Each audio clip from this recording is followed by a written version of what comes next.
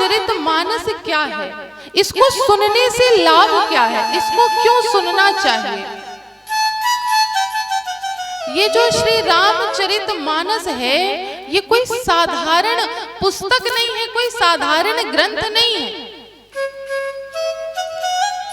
कि एक घर में रखी जाने वाली एक पुस्तक है जिसमें श्री सीताराम जी का दरबार विराजमान है, उसमें कुछ चौपाइयां हैं, दोहे हैं, छंद हैं, सोरठे हैं। ये कोई साधारण पुस्तक नहीं है। सारे पुराणों का, सारे ग्रंथों का इसमें सार है। किसमें? श्री रामचरितमानस में।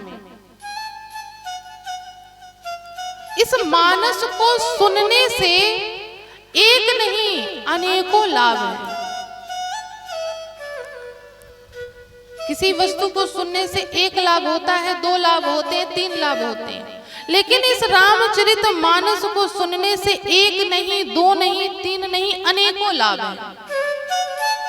ऐसी है ये रामचरितमानस कि रामचरितमानस ये नामा,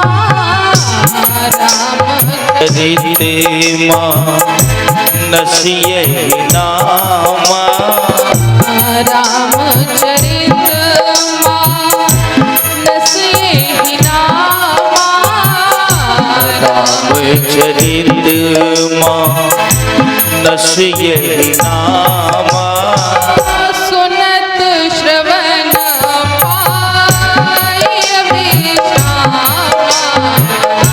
सुनत श्रवण पाइये विश्रामा, सुनत श्रवण पाइये विश्रामा, सुनत श्रवण पाइये विश्रामा। रामचरितमानस एहि नामा, सुनत श्रवण पाइय विश्रामा। ये जो रामचरितमानस को सुनने से हमारे मन को विश्राम प्राप्त होगा। सोने वाला विश्राम नहीं कि जाकर के सो गए, उसको जो विश्राम कहते हैं वो विश्राम नहीं।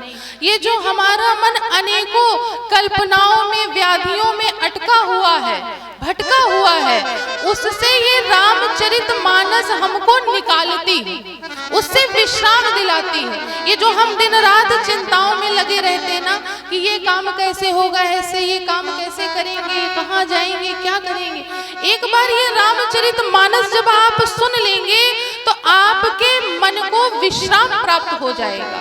अर्थात आपके मन में जितनी चिंताएं हैं उनका सबका समाधान हो जाएगा। ये रामचरितमानस को सुनने से, पढ़ने से उसका फल प्राप्त होगा।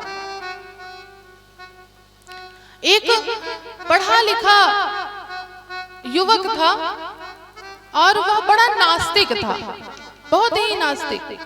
पूजा पाठ, भगवान में उसकी कोई भी रुचि नहीं थी। ना वो भगवान के मंदिर जाता, ना कोई पुस्तक का अध्ययन करता, ना ठाकुर जी के मंदिर जाकर के प्रणाम करता।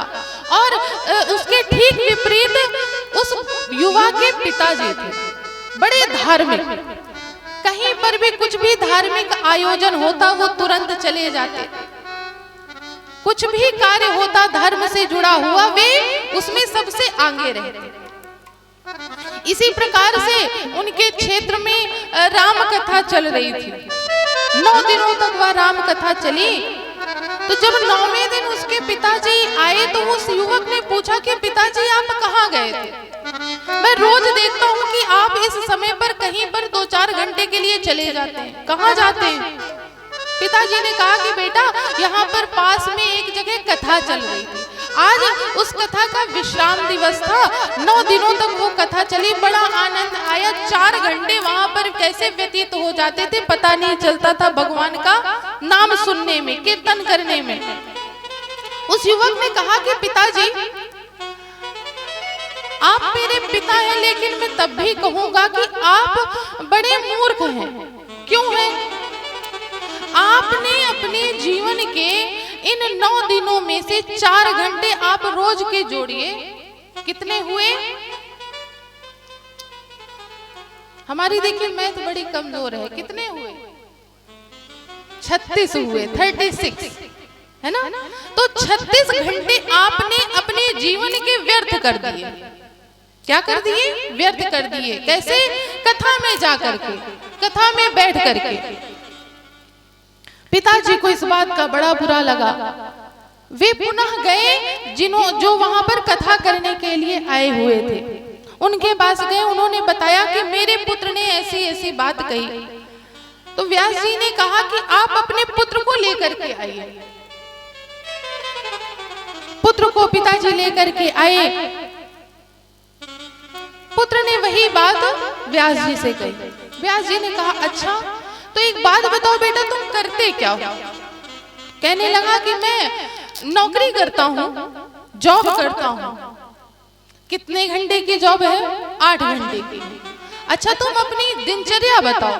कहने लगा सुबह मैं उठता हूँ, उठ करके रोज के जो नित्य कर्म है वो कर करके, स्नान आदि करके, नाश्ता करके ऑफिस चला गया। शाम को आया, कुछ देर अपने दोस्त मित्र यारों के साथ बैठा और भोजन किया और सो गया। सोते कितने बजे हो? बोला बस 11-12 बजे सो जाते हैं। उठते कितने बजे हो? 6-7 बजे उठ जाते हैं। तो तुम मतलब अपने जीवन में प्रतिदिन 7 से 8 घंटे सोते हो?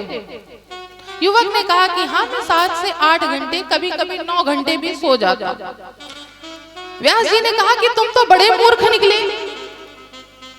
युवक ने कहा कि क्यों? कहने लगे तुमने अपने जीवन के प्रतिदिन तुम अपने जीवन के 9 घंटे व्यर्थ कर रहे हो। उस 9 घंटे में तुम ऐसे कार्य कर सकते हो जिससे देश का उत्थान होगा, कल्याण होगा। तुम सो करके 9 घंटे प्रतिदिन अपने व्यर्थ कर रहे हो।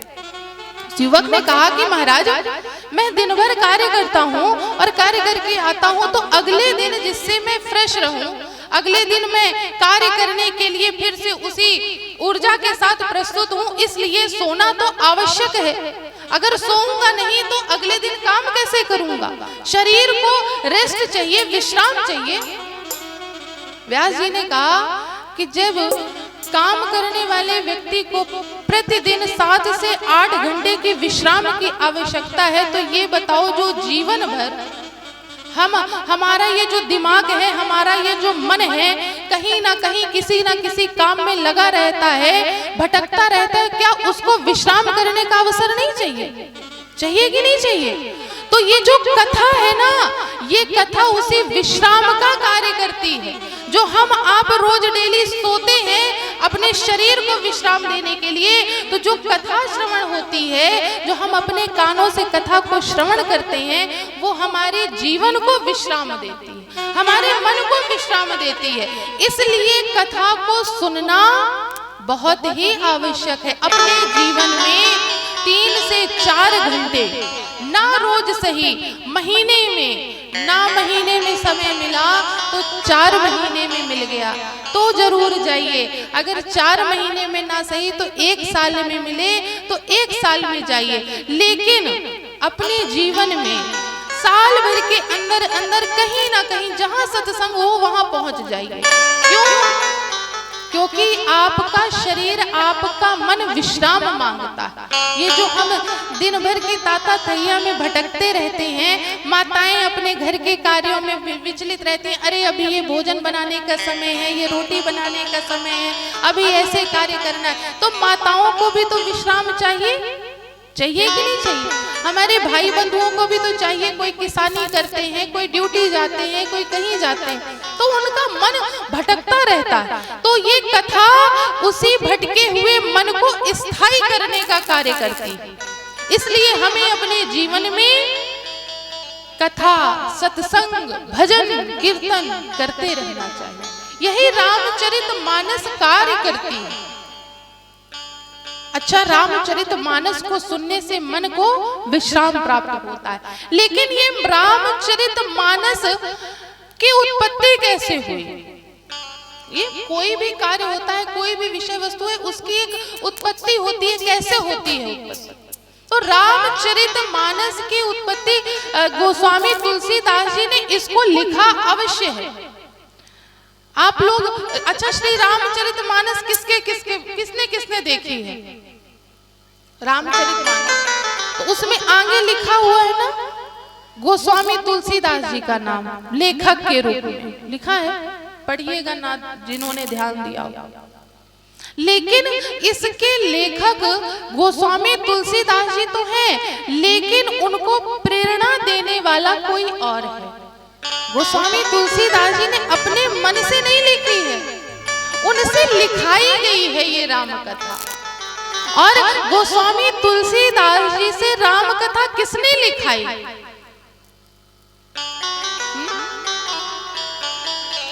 कि शंभु प्रसाद सुमत ही अहोल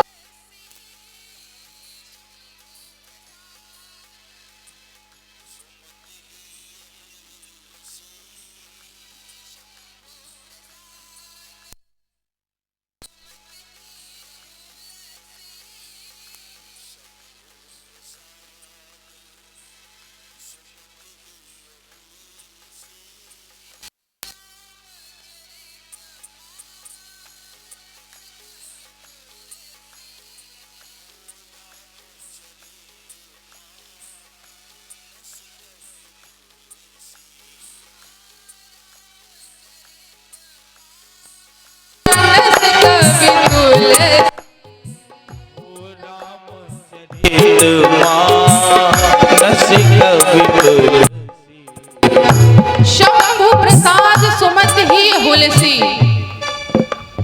भोले बाबा ने इसको, हुलसी माता के पुत्र हैं गोस्वामी तुलसीदास, किसके पुत्र हैं? हुलसी जी के, इसलिए शंभु प्रसाद सुमत ही हुलसी रामचरितमानस कवि तुलसी। इसलिए भोले बाबा ने इसको प्रसाद के रूप में दिया, किसको? गोस्वामी तुलसीदास जी को। इसलिए इसका नाम पड़ा रामचरितमानस। अच्छा, रामचरितमानस क्यों पड़ा? भोले बाबा ने अगर प्रसाद के रूप में दिया तो भोले बाबा के नाम पर पढ़ना चाहिए। अगर हम आप किसी को कोई विषय वस्तु देते हैं तो सबसे पहले कहते हैं ना इसमें हमारा नाम लिखा होना चाहिए, कहते हैं कि नहीं? अगर हम किसी को दान में एक कटोरी भी देना छोटी सी, तो उसमें भी नाम लिखवा करके देते हैं। अगर कटोरी ज्यादा बड़ी हो गई तो साथ में अपने पिताजी का भी नाम लिखा करके देंगे, और उससे ज्यादा कोई भारी वस्तु दी तो अपने पूरे पितृगणों का नाम लिखा करके देंगे। होता है कि नहीं? लेकिन यहाँ पर भोले बाबा ने प्रसाद के रूप में गोस्वामी तुलसीदास जी को दिया, लेकिन उसका नाम रखा गया रामचरितमानस। ये जो रामचरितमानस है ये कहाँ से आई? रचि महेश निज मानस राखा, रचि महेश निज मानस राखा, रचि महेश निज मानस राखा, रचि महेश निज मानस राखा, पाई सुसमय शिवासन भाखा, ओ पाई सुसमये शिवासन भाखा, पाई सुसमय शिवासन भाखा, पाई सुसमये शिवासन भाखा। रामचरितमानस क्यों पढ़ा? रचि महेश निज मानस राखा। इस मानस को भोले बाबा ने अपने मस्तक पर विराजमान किया हुआ था, अपने मानस पटल पर। ये भोले बाबा ने बहुत पहले अपने मानस में इस ग्रंथ को लिख लिया था, उतार लिया था, लेकिन भोले बाबा एक पात्र ढूंढ रहे थे। किस लिए? इस मानस को प्रदान करने के लिए, कि ऐसे पात्र को ये मानस प्रदान करी जाए जो जन जन तक इसका प्रचार करें। भोले बाबा बहुत दिनों तक पात्र की खोज में यहाँ वहां ढूंढते रहे। कितने दिनों तक? 1000 चतुर्युगी वर्ष निकल गए। कितने निकल गए? 1000। ये जो 4 युग होते हैं ना, सतयुग, त्रेता, द्वापर, कलयुग, तो एक बार हर युग 1000 बार व्यतीत हुआ।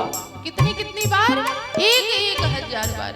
1000 वर्ष कलयुग निकला, 1000 वर्ष सतयुग निकला, 1000 वर्ष द्वापर निकला, 1000 वर्ष त्रेता निकला।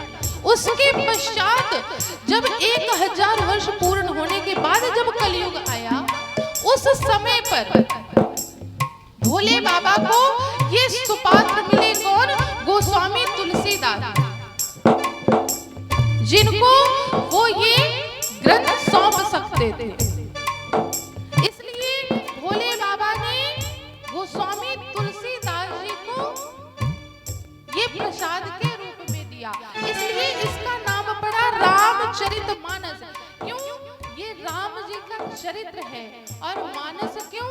ये भोले बाबा के मानस पटल से निकली है, इसलिए इसका नाम रखा गया श्री रामचरितमानस। अच्छा, भोले बाबा ने गोस्वामी तुलसीदास जी को प्रसाद के रूप में तो दे दिया। अब गोस्वामी तुलसीदास जी इसकी रचना करने के लिए बैठे। अब गोस्वामी तुलसीदास जी काशी के घाट पर बैठ गए इस ग्रंथ की रचना करने के लिए। हाँ, संवत 1631 संवत 1631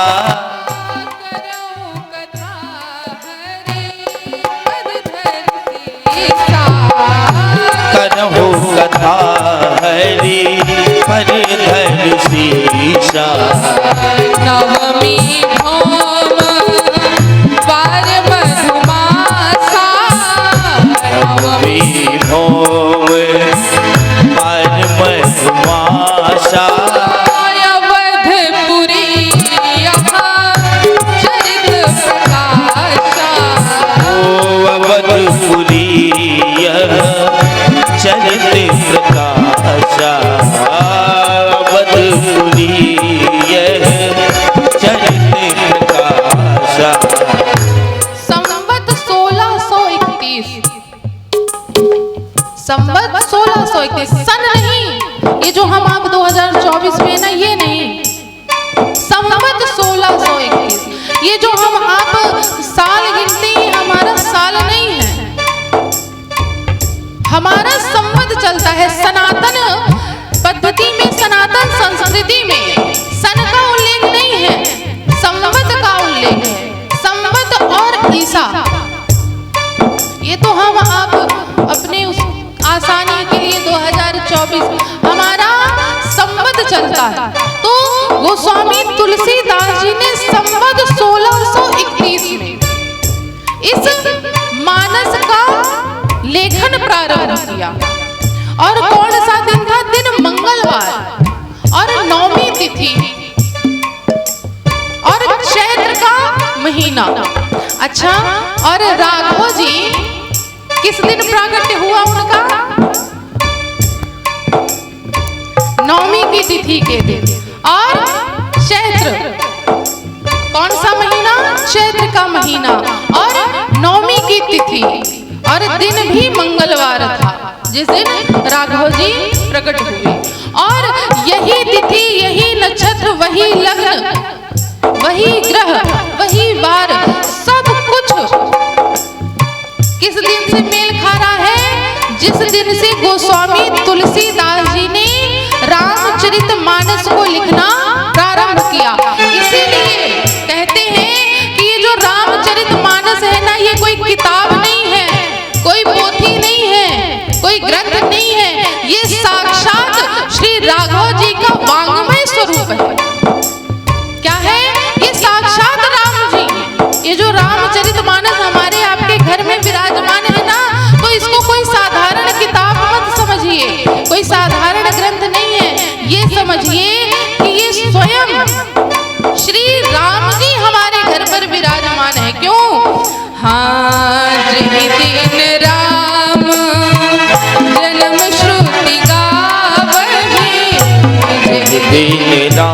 राम जन्म श्रुति गावई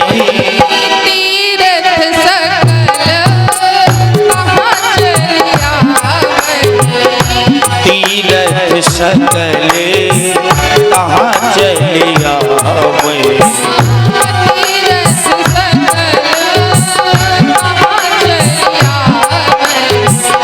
वो तीरथ सकल कहाँ चलिया। क्या है रामचरितमानस? श्री राम जी का वांग्मय स्वरूप। और कहते हैं कि जो ये रामनवमी पड़ती है ना, जिस दिन श्री राघव जी का प्राकट्य हुआ, उस दिन श्री अयोध्या धाम में सारे तीर्थ वहां पर उपस्थित होते हैं। इतनी पावन तिथि है श्री रामनवमी। उसी दिन उसी समय से गोस्वामी तुलसीदास जी ने इस ग्रंथ को लिखना प्रारंभ किया। गोस्वामी तुलसीदास जी ने जब इस ग्रंथ को लिखना प्रारंभ किया तो सबसे पहले गोस्वामी तुलसीदास जी ने संस्कृत में लिखना प्रारंभ किया। कौन सी लिपि में? संस्कृत में। पहले संस्कृत, क्योंकि हमारी देव भाषा संस्कृत है। गोस्वामी तुलसीदास जी प्रतिदिन संस्कृत में लिखते और रात में जब वो रखते और सुबह जब खोलते तो पृष्ठ खाली मिलते। ऐसा करते करते 6 दिन हो गए, 7वां दिन आ गया, रोज वही हो रहा है। गोस्वामी तुलसीदास जी लिखते और पृष्ठ खाली अगले दिन। 7वें दिन स्वयं मां अन्नपूर्णा हमारी पार्वती माता और भोले बाबा ने गोस्वामी तुलसीदास जी के पास आए और उन्होंने कहा कि आप इसको संस्कृत भाषा में नहीं, अवधी भाषा में लिखिए, सरल भाषा में, जिसको सब लोग आसानी से पढ़ सकें। अच्छा, आप लोग दर्शन करिए, रामायण तो बहुत है, राम जी की कथा के रूप में बहुत से ग्रंथ हैं। वाल्मीकि रामायण, अध्यात्म रामायण, अन्य कई रामायण, और सब लगभग संस्कृत में है कि नहीं है ना? लेकिन ये जो रामचरितमानस है ये एक सरल भाषा में है, इसको बच्चा भी पढ़ सकता है आराम से, पढ़ना चाहे अगर तो। और वाल्मीकि रामायण में अच्छा ये बताइए कि अच्छा किसको किसको वाल्मीकि रामायण आती है? किससे किससे बताइए? अध्यात्म रामायण एक भी श्लोक नहीं आता ना। अब ये बताइए रामचरितमानस किससे किससे बताइए? हाथ उठाइए, किसको किसको रामचरितमानस की चौपाइयां याद है? सब नहीं, 1 2 3 4, किसको किसको याद है? बस इतने ही लोगों को याद है बस। याद किसको किसको नहीं है? आते किसको नहीं है? ना आने में हाथ उठा रहे हैं, ना नहीं आने में हाथ उठा रहे हैं, समझ में नहीं आ रहा। आधे अधूरे में अटके सोच रहे हैं कि बनती तो है एक चौपाई। हाँ, नहीं प्रसाद भी है, आगे कथा के विश्राम के बाद प्रसाद भी मिलेगा, लेकिन पहले किससे किससे आती है? अच्छा, हम आप जानते हैं और रोज पढ़ते भी होंगे, सुनते भी होंगे, लेकिन शायद बहुत लोगों को पता ना हो कि ये रामायण की चौपाई है, रामचरितमानस की चौपाई है। कौन सी? मंगल भवन अमंगल हारी, मंगल भवन अमंगल हारी,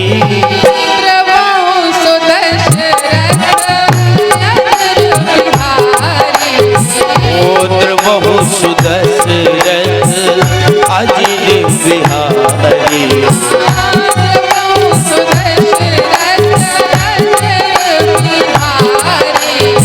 पुत्र बहु सुदशरथ अजिर बिहारी। अब बताइए किसको किसको ये चौपाई आती थी? सबको आती थी ना, लेकिन मन कंफ्यूजन में था, है ना, कि पता नहीं है उस चौपाई वही चौपाई है कि नहीं। ऐसा होता है, हमें बनता है, लेकिन हमारा मन संशय में रहता है कि पता नहीं सही है कि नहीं। इसीलिए कहते हैं कि ये जो मानस घर में आप लोगों के रखी हुई है ना, इसको लाल कपड़े में लपेट कर रखने घर में रखिए, इसको प्रतिदिन खोल करके पढ़ा करिए। एक व्यक्ति था, वो क्या कार्य करता था, प्रतिदिन हर हफ्ते के रविवार के दिन वो अपने किसी न किसी रिश्तेदार के यहाँ पहुंच जाता था 5,000 लेने के लिए। कितने लेने के लिए? 5,000। उसने एक लिस्ट बनाई थी साल भर की, 1 साल की, हर रविवार को किस रिश्तेदार के यहाँ जाना। वो साल भर अलग अलग रिश्तेदारों के यहाँ जाता था और रविवार के ही दिन जाता था और कहता, आज बैंक बंद है, मुझे 5,000 की बड़ी सख्त जरूरत है, आप मदद कर दो, आप दे दो, मैं आपको कल बैंक खुल जाएगा, मैं आपको दे दूंगा। रिश्तेदार दे देते थे। कई दिन ऐसे व्यतीत हो गए तो एक रिश्तेदार ने पूछा कि ये बताओ, जब संडे को बैंक बंद रहता है तो तुम्हें उसी समय पैसे की आवश्यकता क्यों पड़ती? तुम सोमवार को चले जाओ, क्या तुम्हारे बैंक में पैसे नहीं है?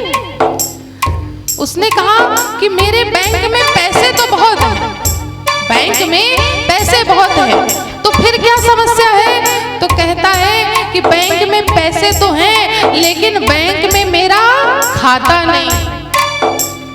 बैंक में पैसे तो बहुत हैं, लेकिन उस बैंक में मेरा खाता नहीं है, इसलिए वो पैसे कहाँ से मिले?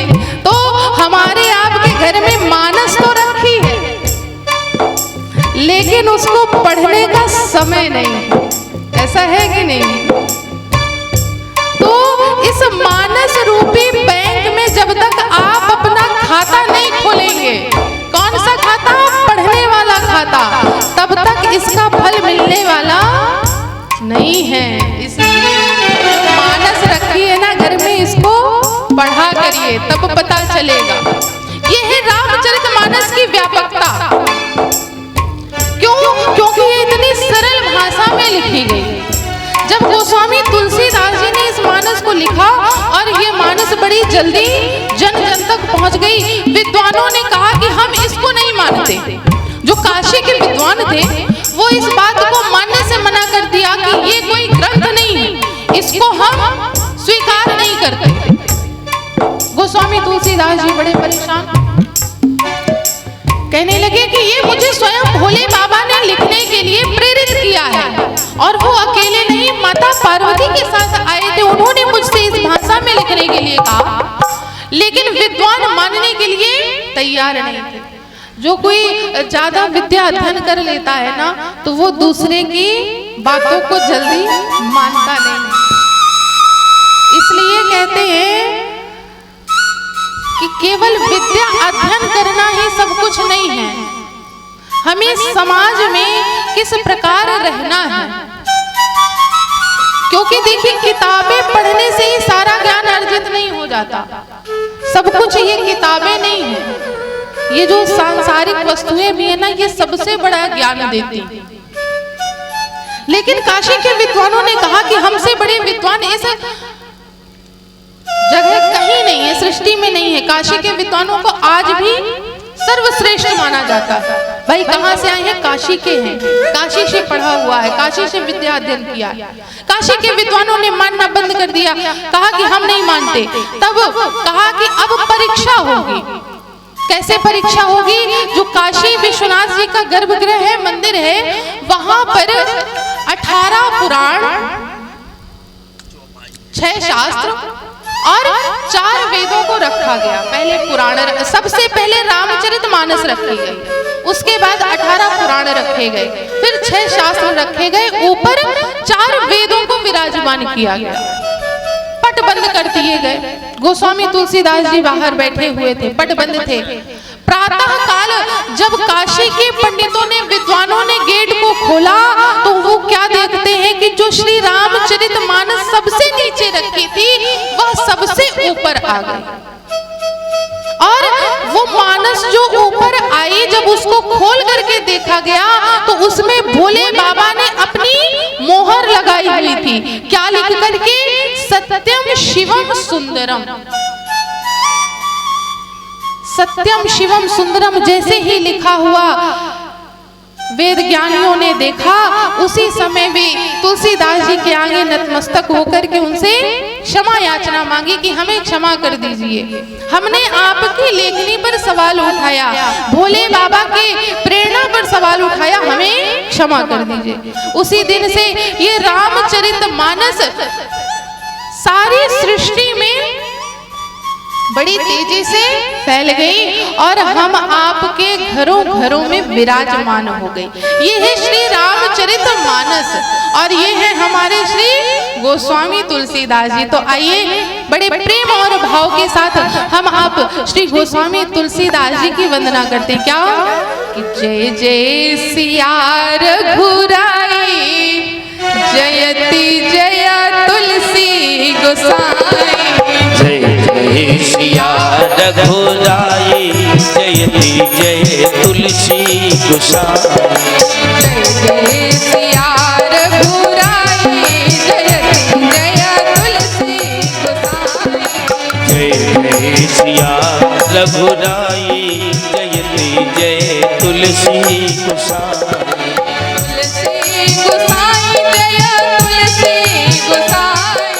तुलसी गोसाई, जय तुलसी गोसाई,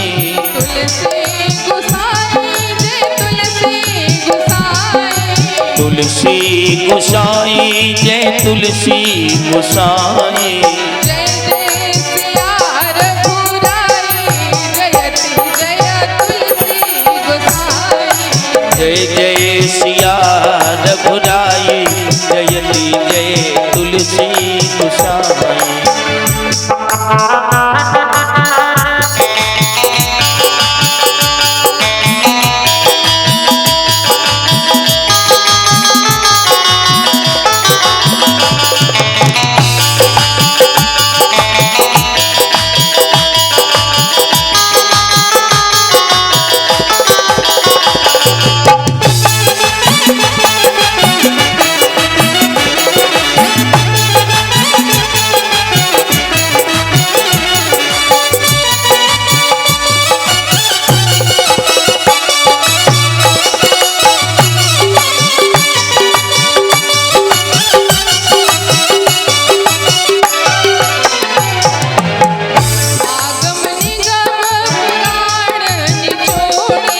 आगम निगम पुराण निचोड़े,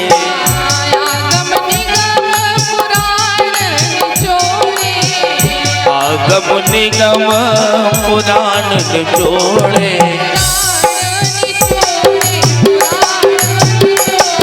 पुराण निचोड़े, पुराण निचोड़े,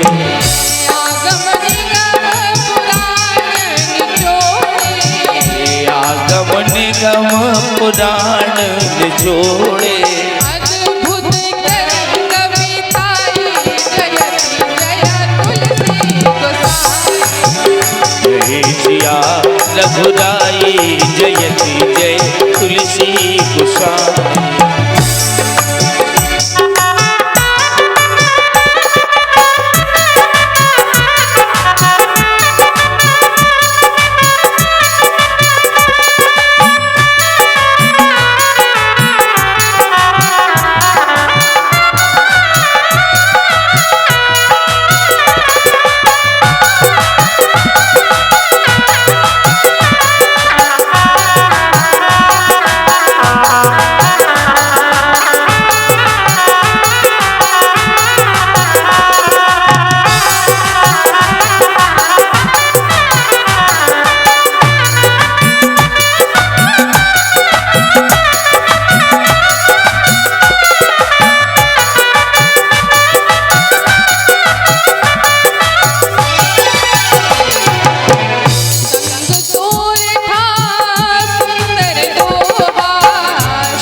सोरठा सुंदर दोहा,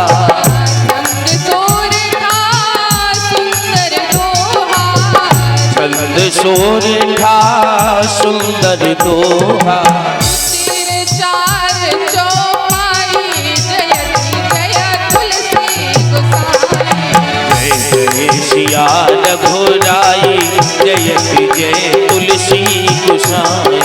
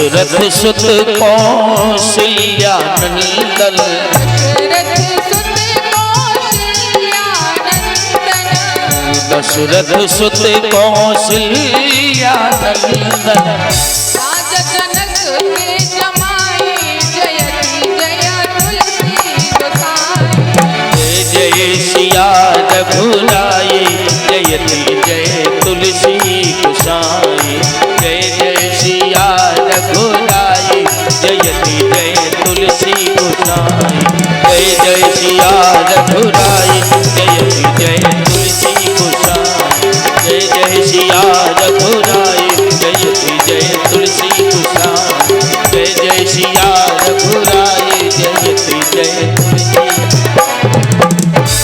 बोलने श्री गोस्वामी तुलसीदास जी महाराज की जय हो। गोस्वामी तुलसीदास जी ने इस मानस की रचना करी।